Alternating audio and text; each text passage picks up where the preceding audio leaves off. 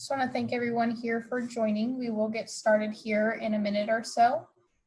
Just to let you guys know, you are all currently on mute.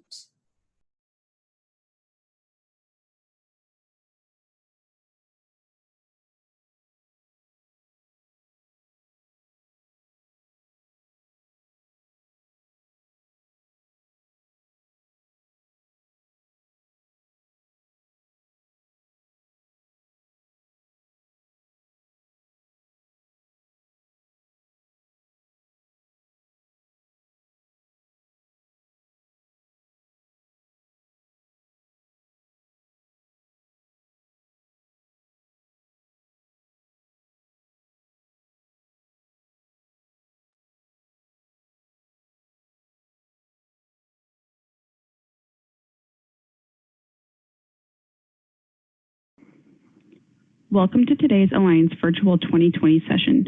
My name is Hillary Chambers, and I would like to welcome everyone and thank you all for attending.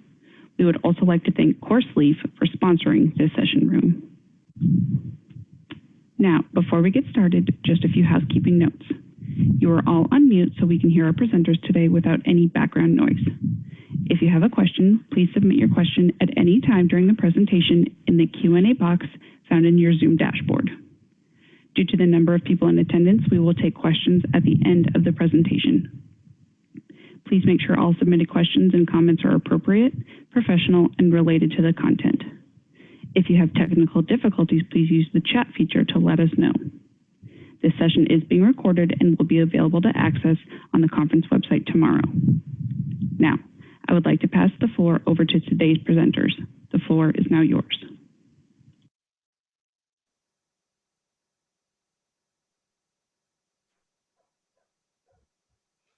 Good afternoon, everyone. Hopefully you're enjoying the conference. My name is Teresa Leung, and I will be talking and going over the deep dive into new grants functionality.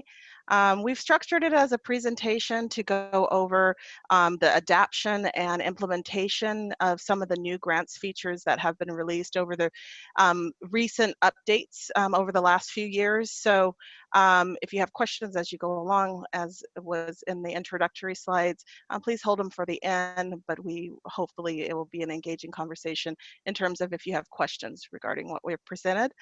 Again, I'll tell you a little bit about myself. I am the Senior Director for Sponsored Research Administration at Kaiser Permanente. Yes, it's a little known secret that Kaiser Permanente also has a sizable research portfolio and does research. And so we, inside of my organization, we're the Kaiser Foundation Research Institute. We oversee all of the sponsored research grants and contracts and grants programs for Kaiser Permanente.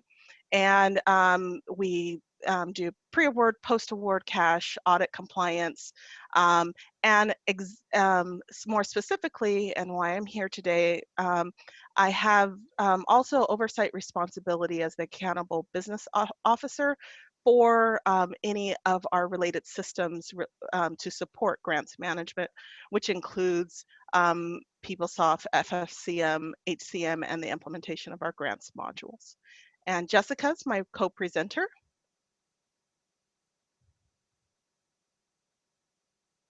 Can't hear you.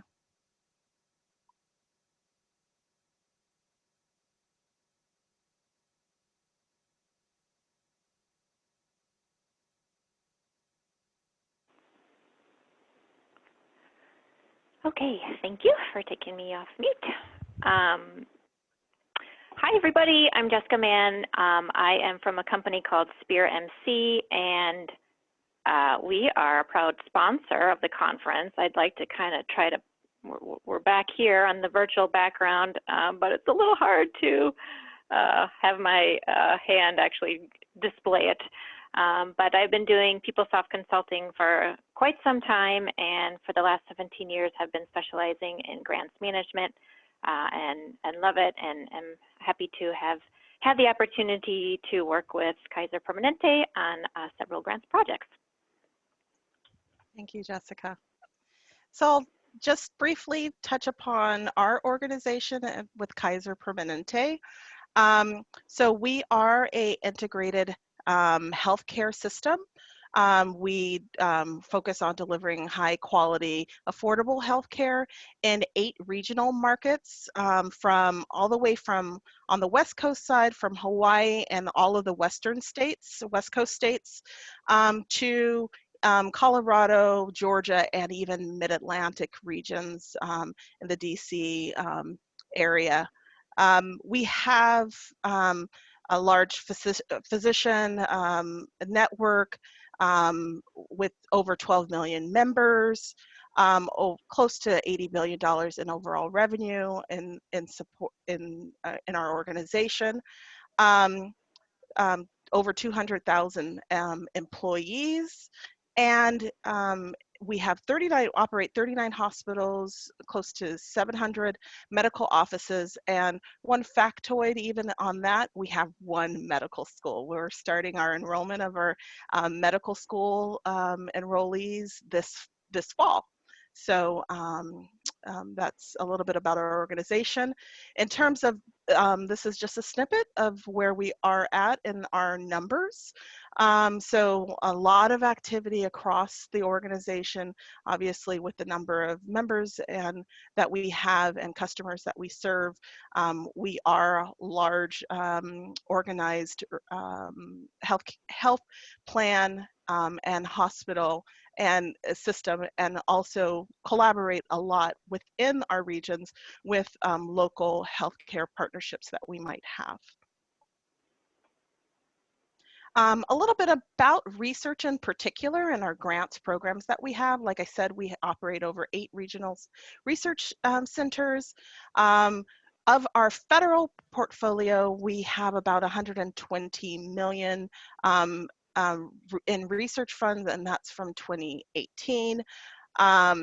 We have 81 million of our funds in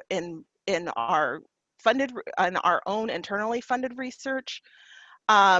We have a sizable clinical trial portfolio, and so really needing the systems in place like PeopleSoft is integral to the work that we do within research, operating as a specific area of functionality, but needing system support to really track our area of expertise and functions. So, and speaking a little bit about the systems that we have and the systems that we serve. So PeopleSoft is FFCM and HCM is used across the platform and across Kaiser Permanente to support, again, all of our 8 regions. And these are facts in terms of our volume within our system space. We've coined our PeopleSoft instance as OneLink. That's the OneLink FFCM finances.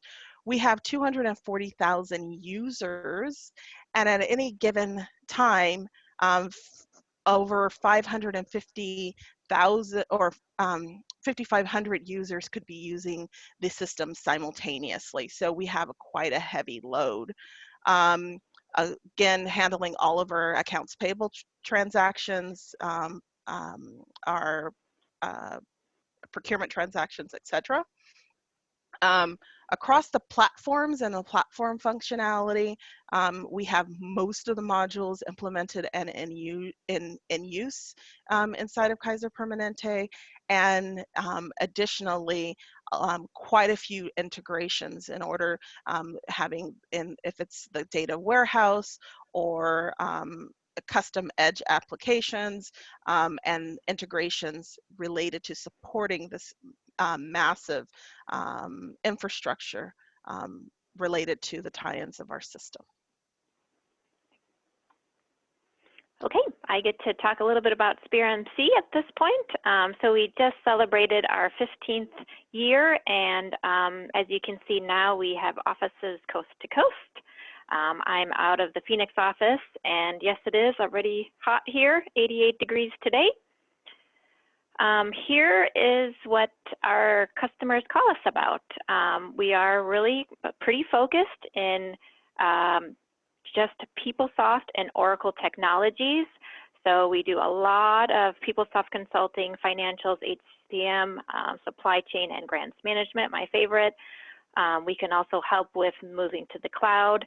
We do a lot of PeopleSoft training, both in person, except for right now, and live virtual training. We've also recently added a bunch of free webinars on our website, so you might want to take a look after the conference. Testing as a service is a popular new one. PTF and test automation. You'll hear Kaiser has also rolled this functionality out too. It is a great way to be able to help stay up to date on images. So also Oracle Hyperion, Oracle BI, and then also managed services. So if you're looking for some help in the managed services area, we'd be happy to talk to you about it.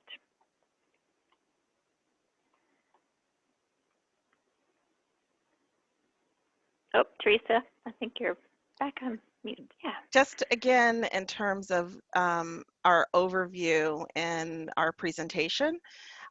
So we have been very successful, especially in the recent years, developing a plan and keeping up to date related to the implementation of the newest technology in terms of Fluid or in even our PUMS updates. So we'll just do a deep dive in a few of our enhancements that have been grants focused. So as you can see with the agenda, we're focusing on looking at what we've done to implement PUMS and how we've approached that.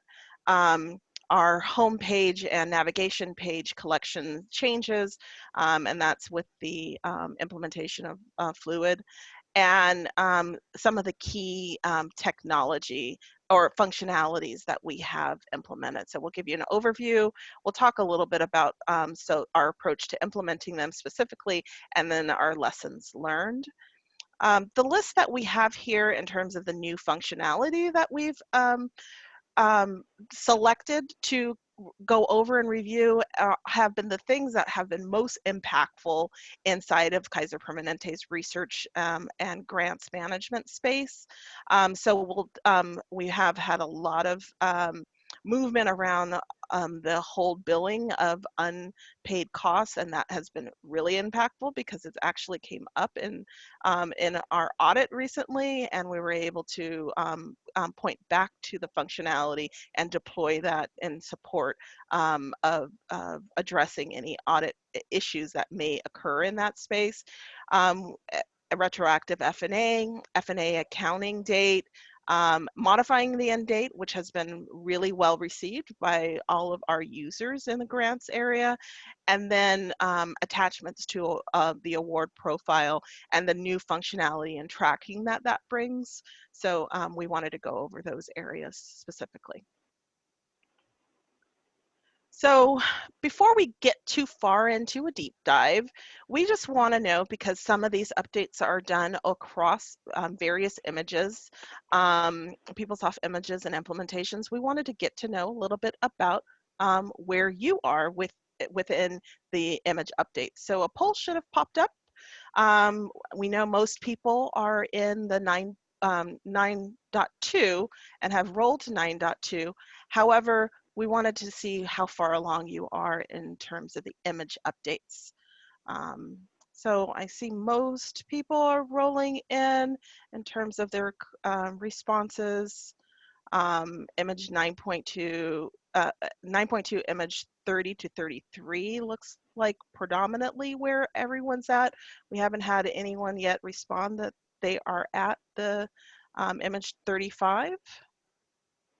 So yes, so 50% of us have rolled out in image 30 to 33, and it looks like a few just one person or one response to 34. So you're well ahead of the middle of the pack. So That's wonderful. Thank you.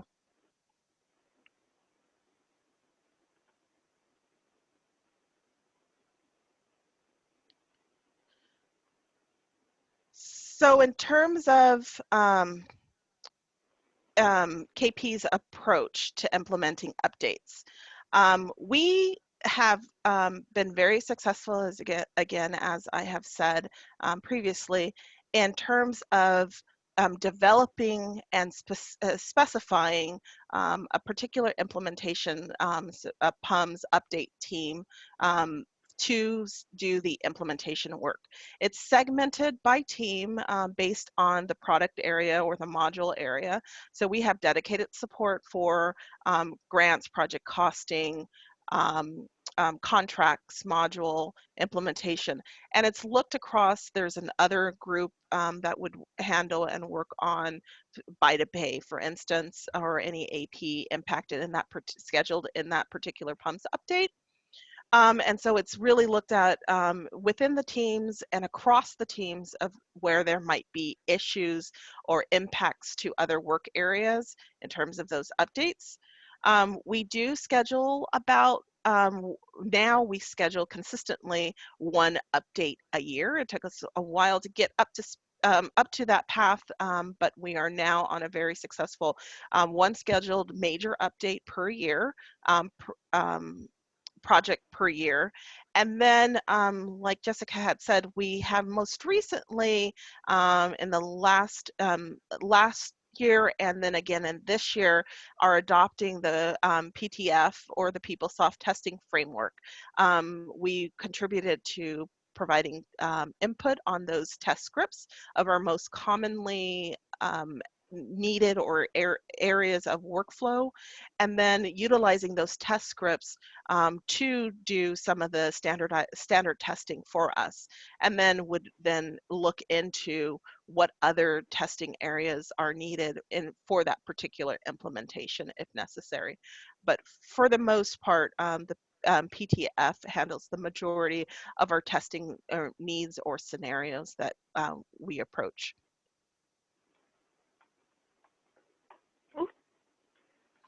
See. So I went backwards. Sorry, guys.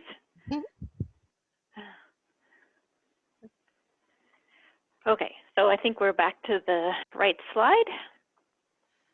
You want to just mention where you're at in terms of your current version? Great. So again, starting back in the early implementations back from 2009, and we've implemented the testing PeopleSoft 9.2 in 2015, and started with image 8. And so along each of the years since then, we have moved from 24 in 2018 to 27 in the same year. And then most recently, last fall, we went up to image 31 and currently on track with contingencies around our most recent state of affairs related to COVID-19, but we are still planning on PUMS, PeopleSoft image 35 up to 35, so an upgrade from 32 to 35 with the People Tools 8.57.13.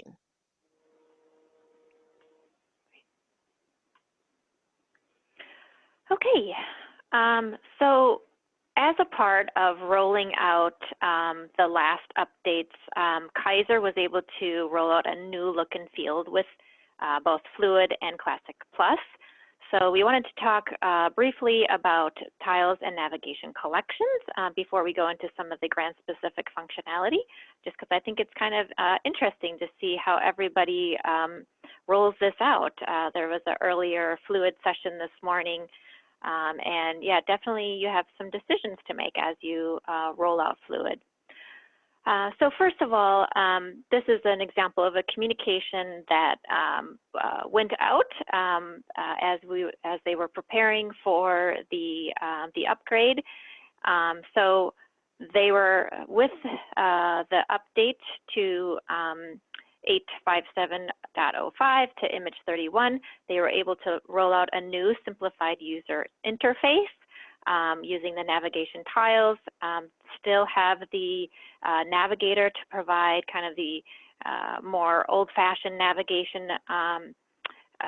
So if a particular page is not available in the navigation collections, they still have the option to go to that page through Navigator.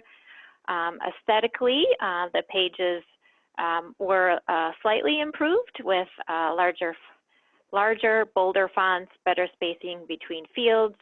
But, it was kind of nice to be able to communicate overall.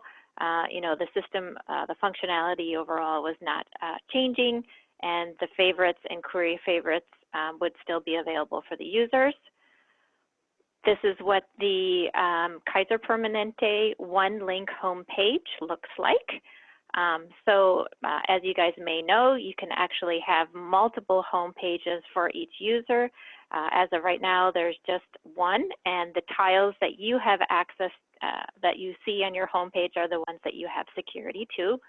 I like the grants tile right here. You can see they have a custom image for that with their KP logo. So when you work in post-award grants, as you guys know, you navigate across. You can navigate across multiple modules. There may be even more here, so I don't have commitment control or GL.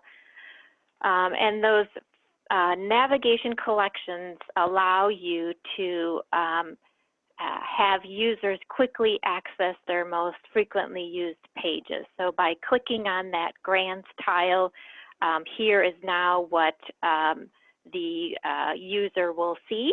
I think this is really nice. It opens right into their work list.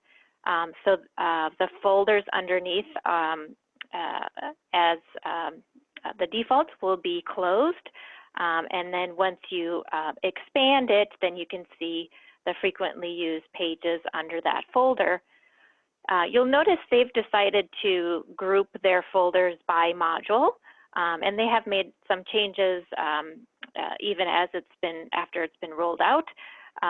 But this is your choice. This is configurable, very easy to decide how you want to group your pages together for your end users. Okay, so just as a contrast, here's the PeopleSoft delivered grants navigation collection where it's opening directly into the grants portal. And you'll see some of their folders are kind of a little bit more function-based. So you have award billing, which will open up some of the pages in billing. So definitely different ways that you could approach setting up your navigation collections. Here's just an example of what we mentioned earlier, moving from a Classic page to Classic Plus. A little bit of a aesthetic change there, but what's nice is that Classic Plus does give you that consistent, unified look and feel with fluid pages. Oh, one thing I meant to mention earlier, back to the the fluid home pages and navigation collections. Kaiser did choose to have a phased rollout for that. So initially, last fall, they rolled out the home pages, the tiles and navigation collection to a pilot group of users. And then after 3 months, it was rolled out to the rest of the organization. Okay, so let's move now into the new grants functionality. We're going to start with hold billing on unpaid costs. So here's the description from Oracle. If you would go out and run the cumulative features update, here's the description you would find. Enhance the rate-based contract billing and revenue processes to prevent unpaid project costs from being sent to PeopleSoft Billing and General Ledger. Contract administrators have two new options on the contract line, which are to hold billing on unpaid costs and hold revenue on unpaid costs. So as you open up a contract, which is rate-based, you do see now two new check boxes for the two new functionality for holding billing on unpaid costs or holding revenue on unpaid costs. So it allows the billing and revenue to be placed on hold when the associated costs have not been paid.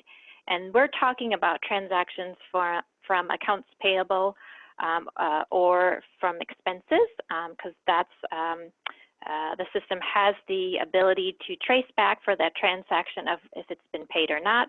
Obviously, that's trickier if you're doing a journal entry. So when we're talking about holding up the billing or revenue, those are the modules we're talking about.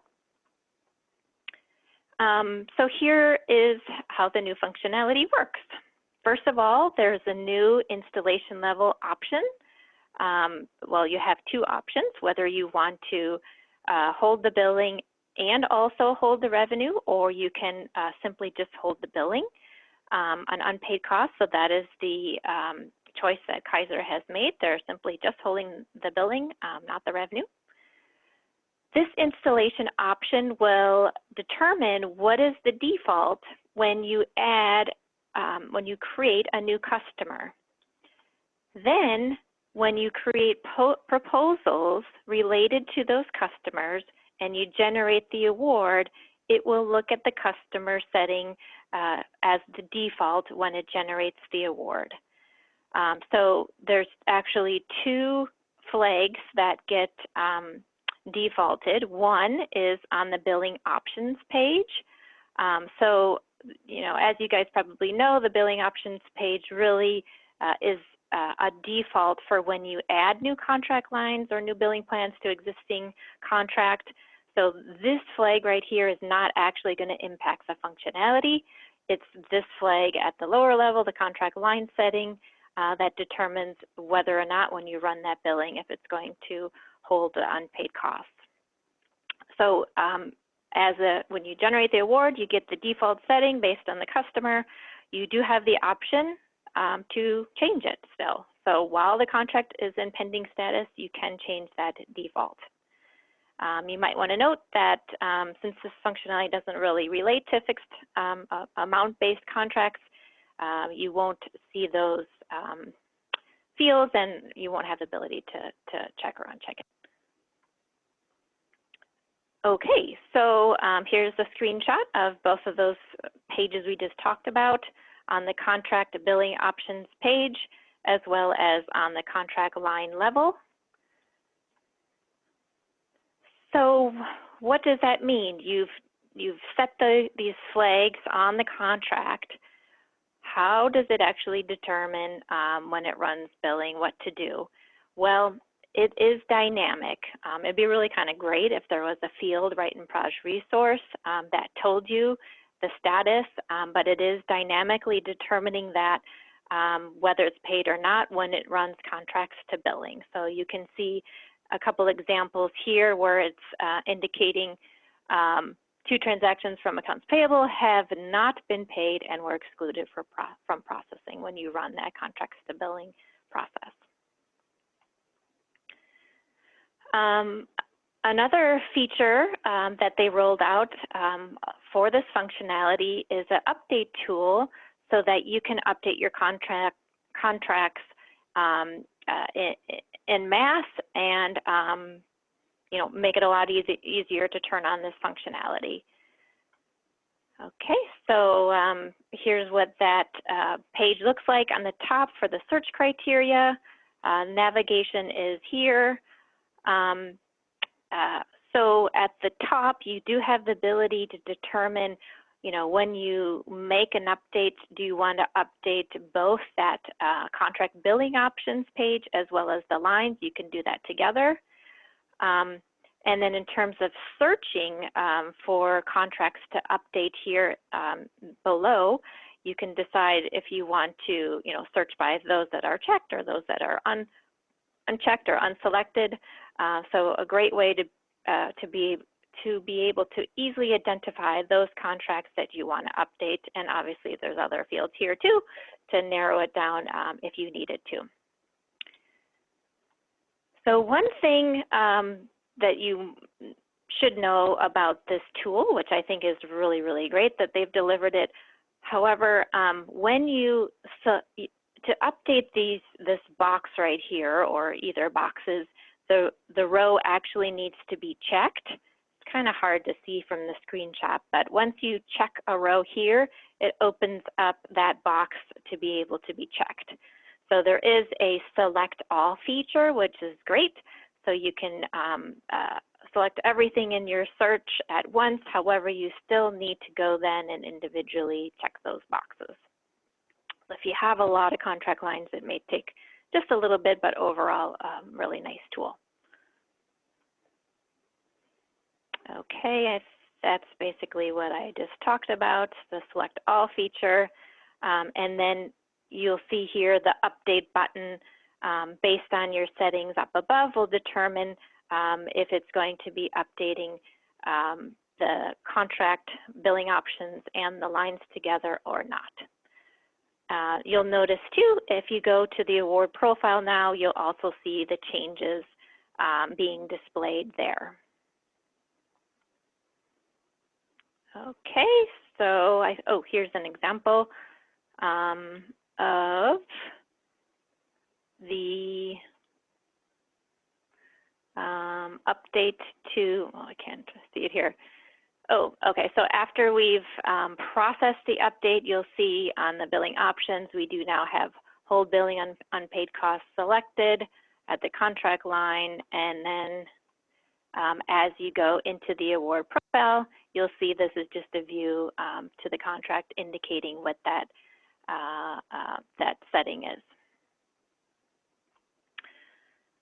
So, okay, so we wanted to talk about how KP went about rolling out this functionality in their last updates.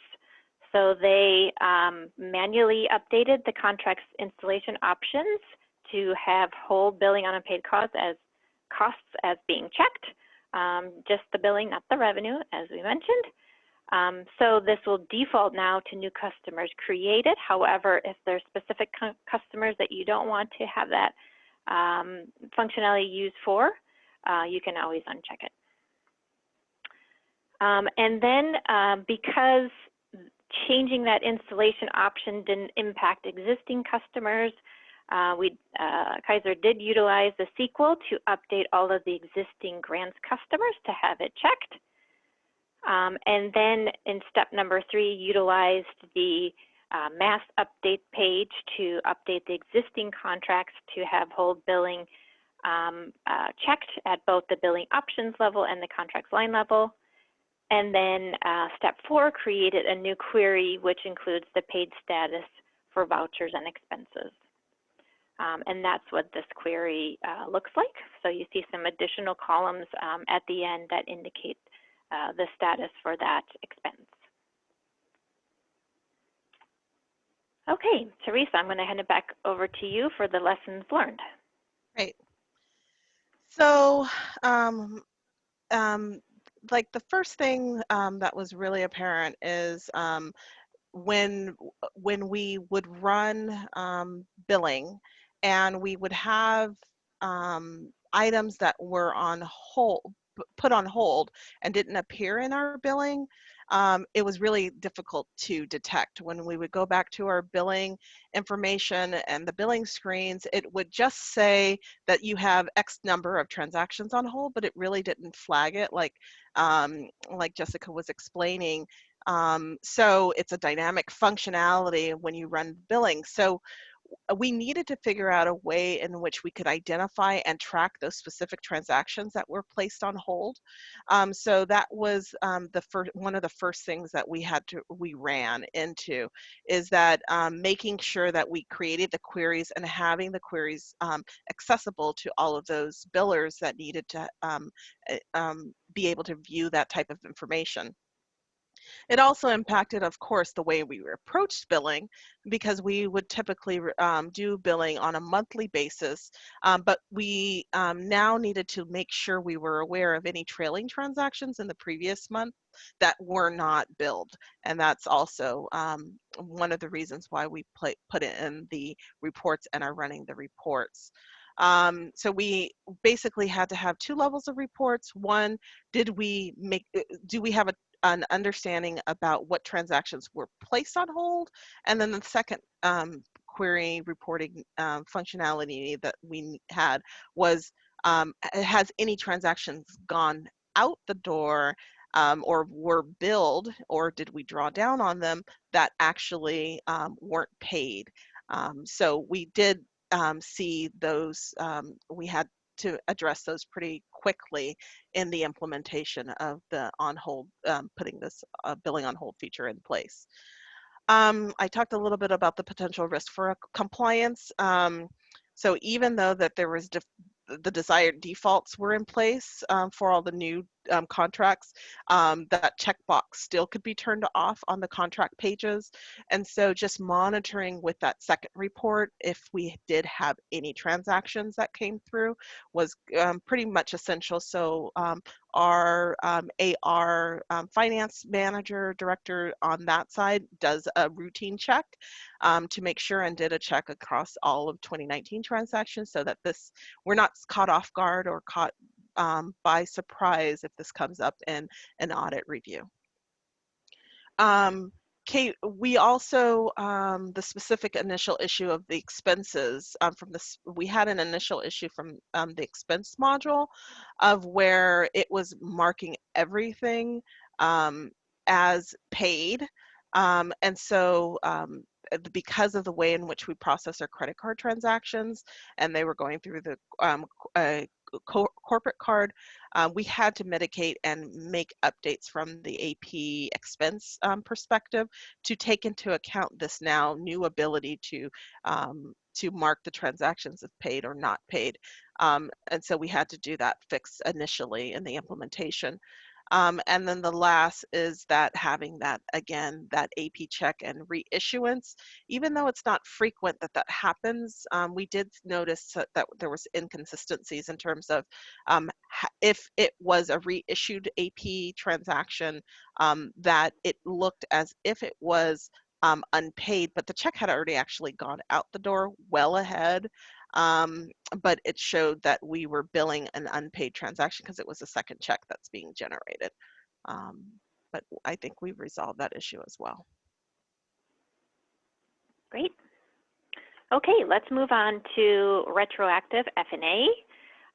So added new F&A adjustment feature that enables users to process F&A adjustments based on new or updated F&A bases and F&A rates, generate F&A adjustment transactions, and review, approve, and delete adjustment transactions prior to posting.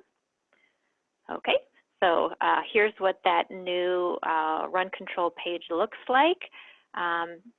Similar to some of the other run control pages where you can narrow down by business units to projects, dates, or awards. Here you can enter in what is the description of that adjustment being created, and you have control over what you want to set that accounting date to, specifying the date using, oh geez, now I have to remember what the rest of the drop-down options were. Specify processing, and I believe, I'll have to check the other one. I think it is source. I think there's a source in there. Oh, now I don't remember. I have to check that. Sorry about that. But you'll see over here on the right the option of deciding if there needs to be an approval for those transactions before they're loaded into project costing. So let's take an example, take a look at how that works.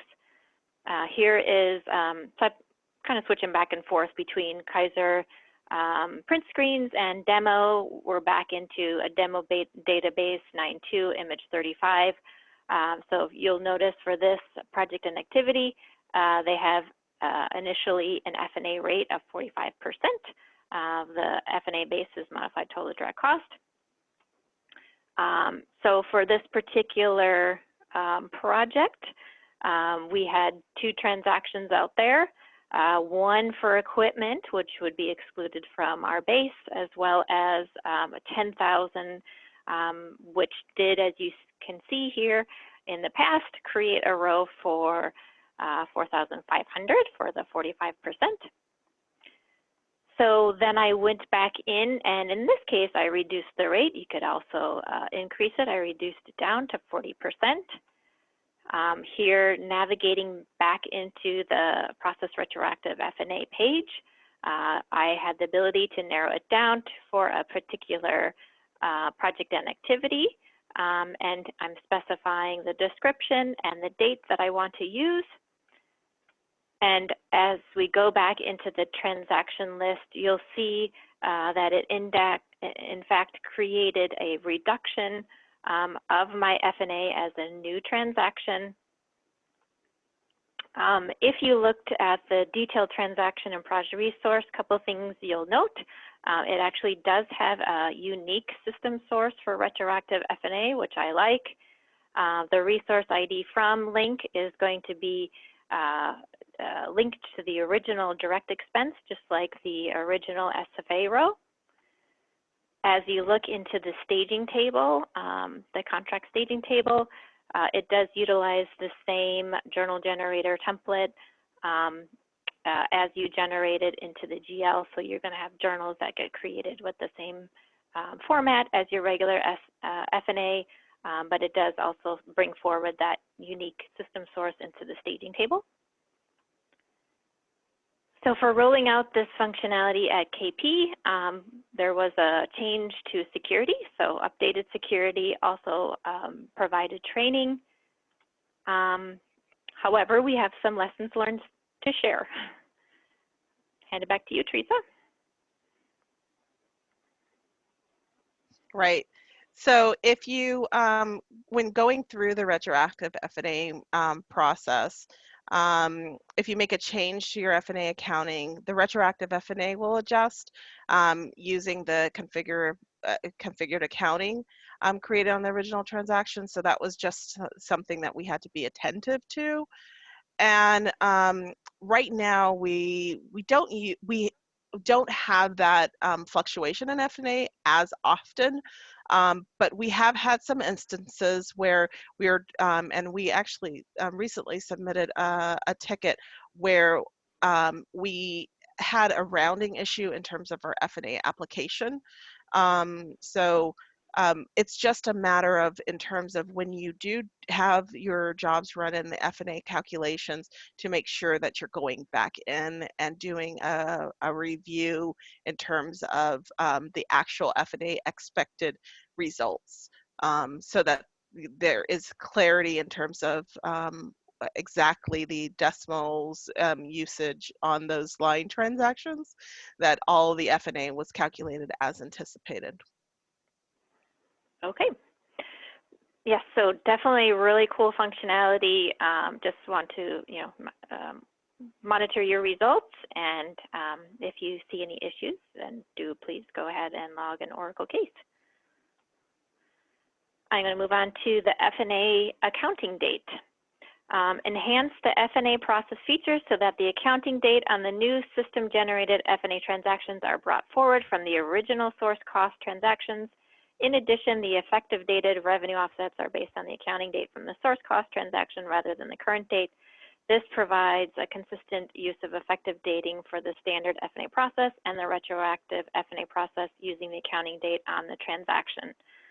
I love this. I don't know what you guys think, but I know this has been a pain point for customers in the past, especially we had one who rolled out multi-currency functionality for grants, and basically they were forced to build out their run controls basically for each day of the month, so that they could essentially do what it's doing now of bringing forth the accounting date from the source transaction. So I was personally very happy to see this. So here, this is the current run controls examples of batch at Kaiser. They actually didn't need to, my understanding is they didn't need to make a change to their run control options, they still are splitting it into current period and you know, transactions hitting into a closed period, prior period. But now you have a lot more. I think this allows a lot of organizations to make their batch processing less complex and also easier for reconciliation purposes. So just a quick example, we have 2 transactions for this same project with the base of modified total direct cost. Just one of them is eligible within the base. We ran, I guess I did this last night, okay, and I'm processing transactions with the counting date of April. I'm not using the exception accounting date, and this is a little small to see, but using that run control without exception accounting date process, even though I ran it in May, you'll see that the accounting date is defaulted from the source transaction. Like it, like it. In terms of rolling out, there was just training and communication, and really no known issues, which is great. So I will move forward to the modify end date feature. So we have 2 updates for this. So initially in image 25, added the modify end dates feature to provide an efficient method of updating end dates in grants, contracts, and project costing. This feature adds a 1-page utility to update the award end date, related contract clients, associated project activities, as well as funding and award modification dates. And then later in image 34, we enhanced, Oracle enhanced the modify end dates page to include project team end dates, providing a more comprehensive update for the date-related attributes associated with the project. So I know a lot of folks were excited about this because there's so many dates and grants, difficult to maintain. So very thankful for Oracle rolling this out. Just going to show you an example. We almost in KP did a customization to just get this done, but when we heard it was coming, we were really excited and waited. That's right. That's right. I forgot about that. So here's an example from back to demo 9.2, image 35.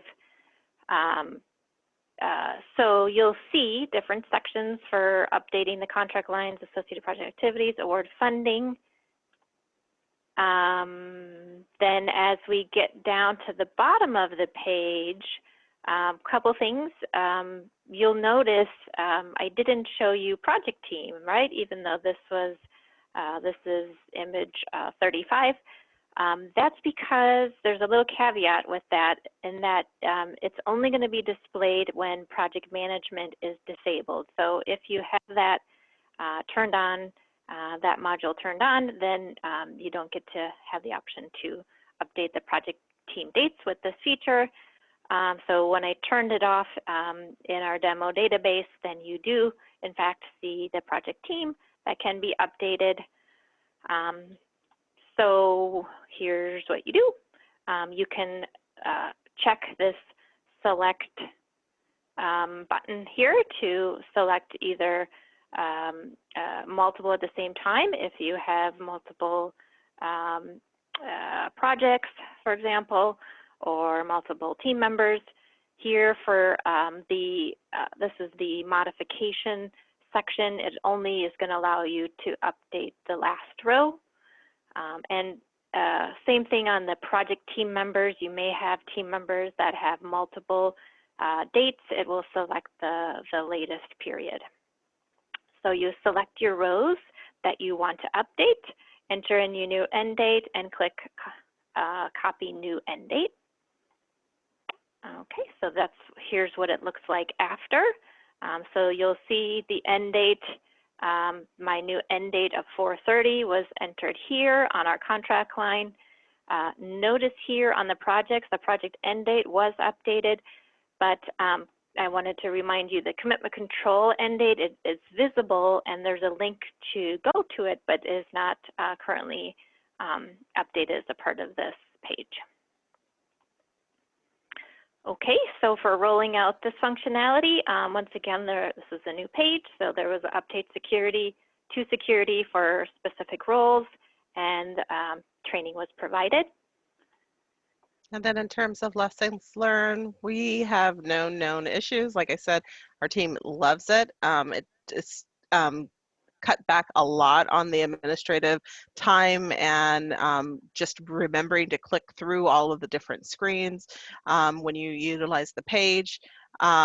And then it doesn't control the commitment control dates. So that's just something to be mindful and aware of as you're managing the awards, that you still have to go back in if necessary and update those commitment control date screens. Right. Oh, one more. Okay. Attachments on the award profile. Enhance the grants award profile component to include attachments. You can add attachments to a specific award, milestone, certification, funding period, or modification. In addition, the review attachment component allows you to search and locate specific attachments on an award. So here's an example of what that looks like. So on the award profile, you have a link to maintain attachments, where you can add any type of attachment. As you're on the funding page, you can you'll see there's now an attachment link there where you can view specific attachments for a particular funding period. And then similarly on the milestones, the ability to click into related attachments and certifications as well. Okay, let's see. Oh, modifications, similar concept. So here's what the maintain attachment page looks like. And also what's a nice feature of this attachments functionality is the ability to search for attachments. You can search by attachment type. And then when you select an attachment type, then you can even narrow it down. So for example, I want to only look at billing milestone type attachments. So really nice ability to search for your attachments. Okay, so in terms of rolling this functionality out, once again, an update to security and providing training. And in terms of lessons learned, I think that the biggest thing was that in the generate, once you generate the award, it doesn't bring forward the attachments into the award profile. So that's just something to think about in terms of managing from the award profile onward.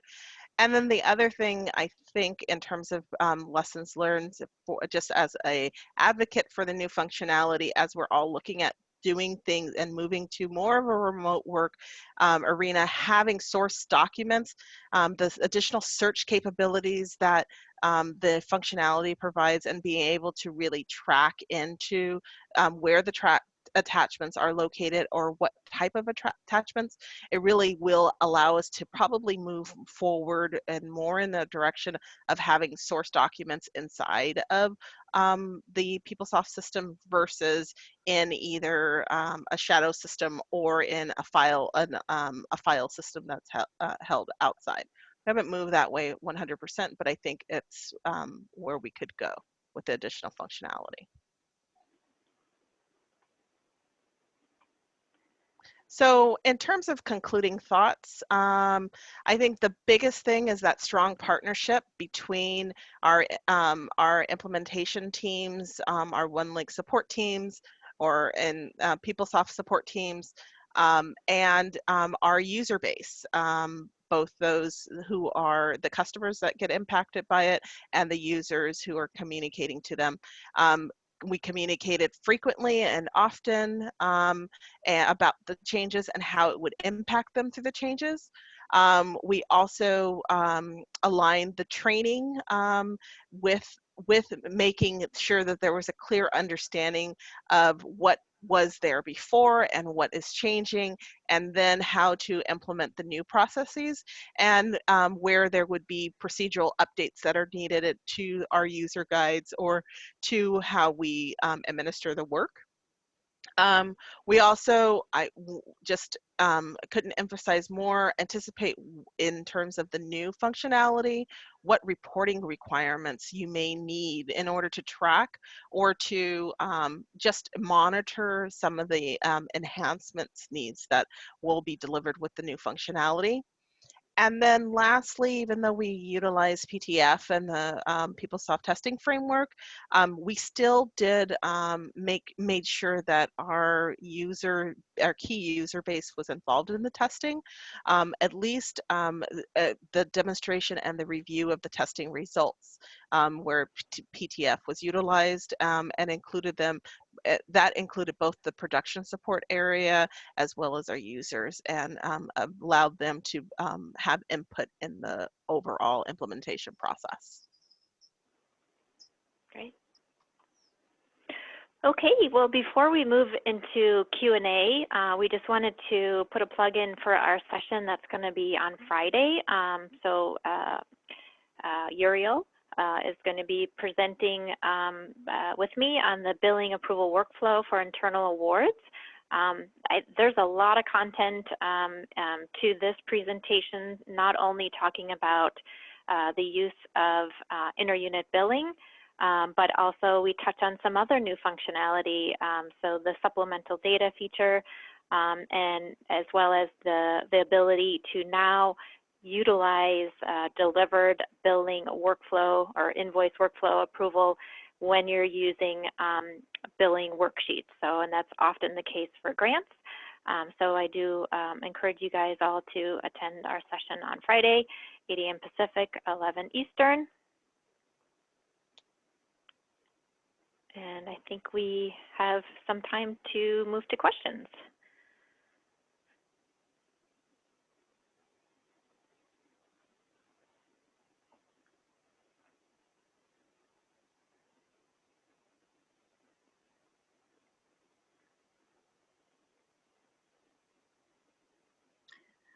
We have a question from Val.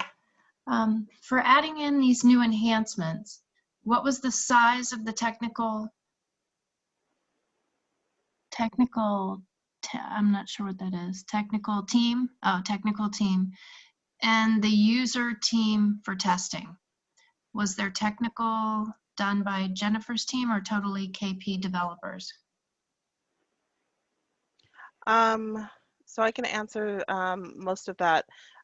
So for grant specific enhancements, we had a project manager from the technical side. We had a project manager lead. We also had the overall general support production support management oversight. We had one dedicated support for grants who basically ran the whole production or the whole project from beginning to end, and coordinated with the testing. We did get support from SpearMC on some of the specific areas of the implementation. I can't remember the last part of that question. And oh yeah, totally KP developers. Not necessarily. I think it was joint effort in some cases.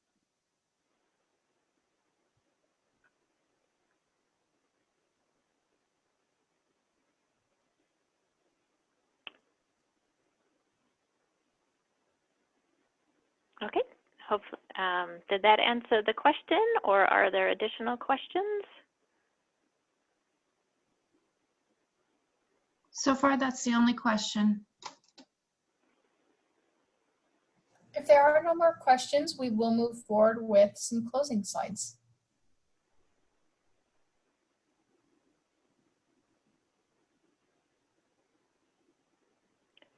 Looks like there's a comment. For modify end dates, we implemented to image 32, but had to implement changes from image 35 code to make it work. So I'm not sure if you're referring to the piece about the project team, but yeah, Kaiser We're their only on version, 31. image 31, they were able to roll it out, you know, without the project team functionality. But if you had issues on your end, hopefully you'll add those as an Oracle case, unless it's already been fixed in 35. Sounds like perhaps that's the case.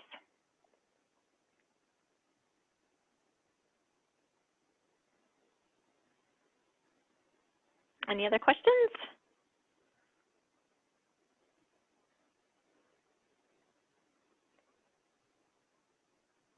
Our grants management award database, yes, 35 fixed it. Okay, that's good. Great. Glad to hear. Okay, so basically, sounds like for those of you out there, if you're attempting to implement the modify end dates before 35, others have run into some issues with it, but they were resolved in 35.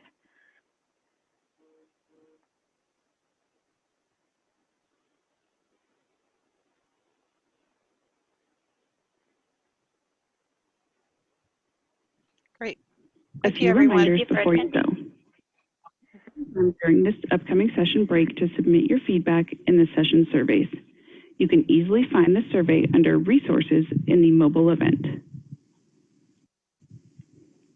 Make sure to check out the Virtual Solution Center. You'll be able to attend demos, set up one-on-one meetings, and enter for giveaways.